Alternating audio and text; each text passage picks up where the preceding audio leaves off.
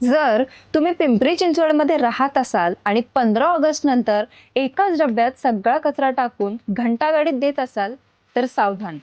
तुमचा कचरा उचलला जाणार नाही आणि महापालिका थेट कारवाई करू शकते. पिंपरी चिंचवड महानगरपालिकेने शहराच्या स्वच्छतेसाठी आणि कचरा व्यवस्थापनासाठी एक अतिशय महत्त्वाचा आणि मोठा निर्णय घेतला आहे. येत्या 15 ऑगस्ट पासून संपूर्ण पिंपरी चिंचवड शहरामध्ये कचरा गोळा करण्याची जुनी नियम पूर्णपणे बदलणार आहे. आतापर्यंत आपण ओला आणि सुका कचरा अशा दोन प्रकारात वर्गीकरण करत होतो किंवा बरेच जण एकाच डब्यात सगळा कचरा एकत्र करून घंटागाडीत टाकत होते. पण 15 ऑगस्ट पासून ही सवय पूर्णपणे मोडून काढावीच लागणार आहे. महापालिकेने आता 4 बिन सिस्टीम म्हणजेच कचऱ्याचे 4 वेगवेगळे प्रकारात वर्गीकरण करणे पूर्णपणे बंधनकारक केलं आहे. जर तुम्ही कचरा योग्य प्रकारे वेगळा करून दिला नाही, तर महापालिकेच्या घंटागाड्या तुमचा कचरा स्वीकारणार नाही. एवढंच नाही, तर नियम न पाळणाऱ्यांवर दंडात्मक कारवाई सुद्धा केली जाऊ शकते. आता प्रश्न असा पडतो की हे 4 प्रकार नेमके कोणते आहेत? चला तर मग बघूया. पहिला प्रकार आहे ओला कचरा. यामध्ये घरातील शिजवलेले अन्न, भाजीपाल्याचे अवशेष, फळांची साले, चहाची पत्ती आणि खरकटे यांचा समावेश होतो. यासाठी हिरव्या रंगाचा डब्बा निश्चित करण्यात आला आहे. दुसरा प्रकार म्हणजे सुका कचरा.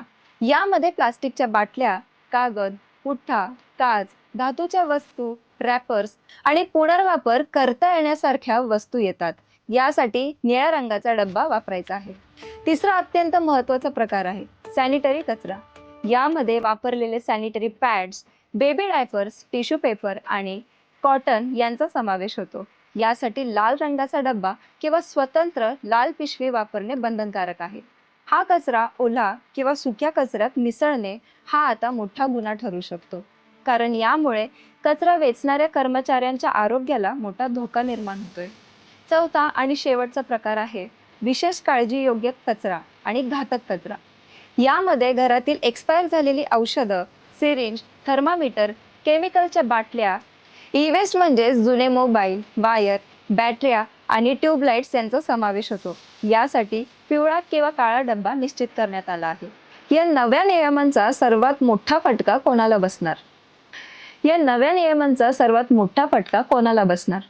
ज्या मोठ्या गृहनिर्माण संस्था म्हणजे सोसायट्या, हॉटेल्स किंवा कमर्शियल कॉम्प्लेक्स आहेत, जिथे रोज 100 किलोग्रॅमपेक्षा जास्त कचरा निर्माण होतो, त्यांच्यासाठी नियम आणखी कडक करण्यात आलेले आहेत. 15 ऑगस्ट नंतर अशा मोठ्या सोसायट्यांचा ओला कचरा महापालिका उचलणारच नाही. सोसायट्यांना आपल्या आवारातच कंपोस्टिंग म्हणजेच खत निर्मिती प्रकल्प उभारून ओल्या कचऱ्याची विल्हेवाट लावावी लागणार आहे. नियम कागदावर खूप चांगले वाटतात. शहर स्वच्छ राहिलं पाहिजे याबद्दल कोणाचेच दुमत नाही. परंतु सोशल मीडियावर आणि प्रत्यक्ष शहरात नागरिकांचे काही अतिशय रास्त प्रश्न समोर येत आहेत.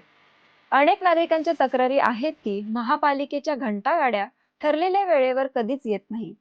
कधी सकाळी 7 वाजता गाडी येते, तर कधी थेट दुपारी 12 वाजता.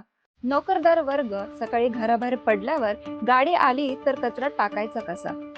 दुसरा प्रश्न असा आहे की बऱ्याच घंटा गाडीचे स्पीकर बंद असतात किंवा चालक हॉर्न न वाजवता निघून जातात.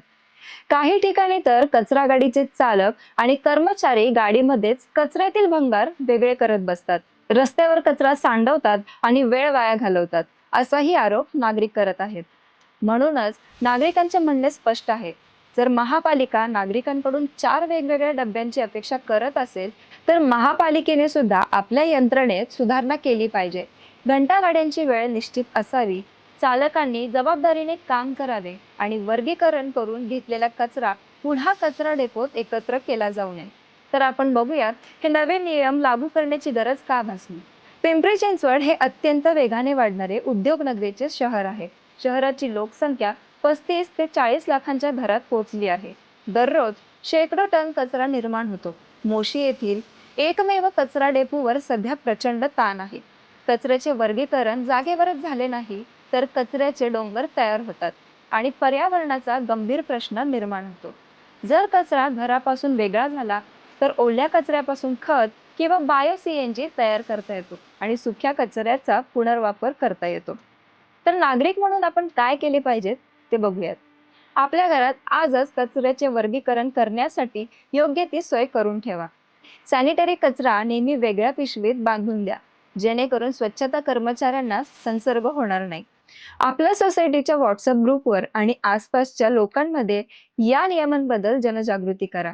त्याच वेळी जर तुमच्या भागात घंटागाडी वेळेवर येत असेल किंवा कचरा स्वीकारण्यास नकार देत असेल, तर महापालिकेच्या तक्रार निवारण केंद्रावर किंवा पीसीएमसी स्मार्ट सारथी ॲपवरती त्वरित तक्रार नोंदवा.